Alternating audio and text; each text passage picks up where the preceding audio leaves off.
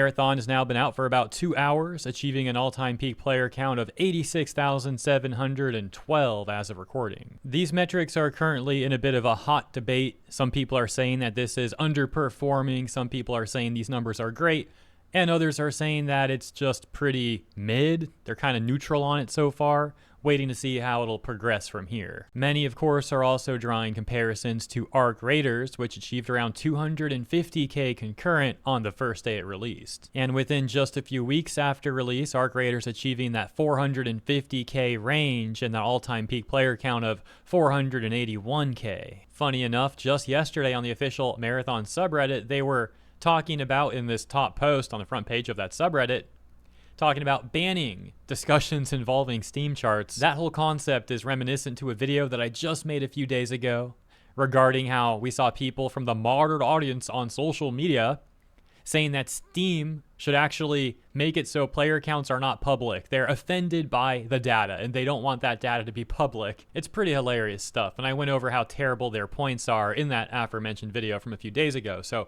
for this one, sticking back to Marathon. And Marathon's launch is also being compared to Slay the Spire 2, which launched today in early access, getting around 145k active players, beating Marathon's 85k. Although these of course are vastly different games, it's not nearly as comparable as, for example, Arc Raiders and Marathon. Shortly after launch for Marathon today, over on the official Marathon subreddit, there was a flood of posts from people talking about how they paid for the deluxe and pre-order content, and they didn't actually get the content. It wasn't there in-game. Now, Bungie did apparently issue this official response on Discord that reads, "Cosmetic and loot rewards will be delivered once Marathon launches on March 5th.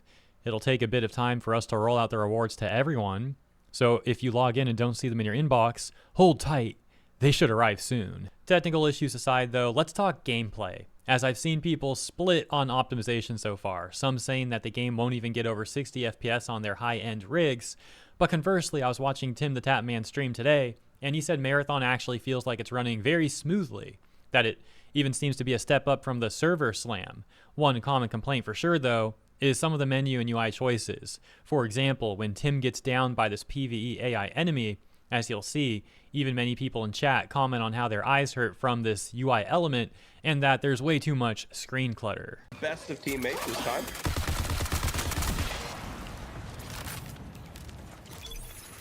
I saw there was a... Oh no, Hutch, I got... Oh no. Is that a team on you? No, it's the fucking legendary boss, bro. This is just brutal. Oh shit. I'm getting sucked off by the other one. I'm trying to crawl over. Oh no. Stop sucking, my friend! Oh wow. Oh wow. Oh, he's running at me, Timmy. That's not the only criticism people have towards screen decisions. For example, a common loading screen you get in this game is this moth imagery where it's like eating a larva or something. It's really gross looking. A lot of people don't like this, and you're going to be seeing this a lot if you play Marathon. Interestingly enough, this clip actually makes for good duality because we have the issue that I just explained, but also Tim in this clip goes on to talk about what I mentioned a moment ago and how the game is running and feeling better for him.